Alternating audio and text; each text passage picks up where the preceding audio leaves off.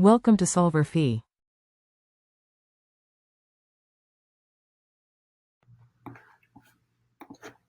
So there are two main subdivisions of your peripheral nervous system. There's the autonomic, uh, which you can think of as kind of the subconscious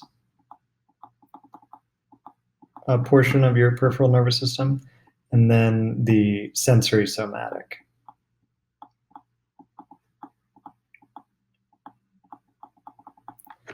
nervous system, which really relates to your consciously aware of a lot of the inputs to your sensory and somatic nervous system. And as the name implies, there are kind of two arms within the sensory somatic portion. Sensory is just that; it's your senses.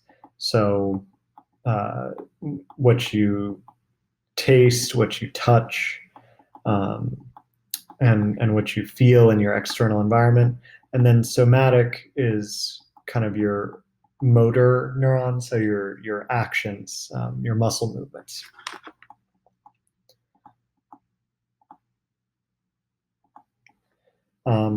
So if this were compromised, we would expect maybe a decreased processing of environmental or sensory information. So A is not correct.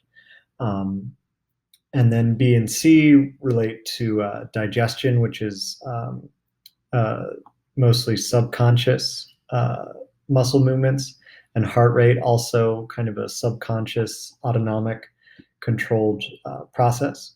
But we would also expect, if this sensory somatic process were disrupted, impaired control of motor movements. So the correct answer to this question is D.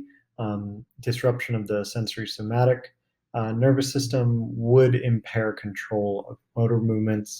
Would also impair processing of sensory environmental information, but it would be unlikely to affect the autonomic arm involving digestion and heart rate.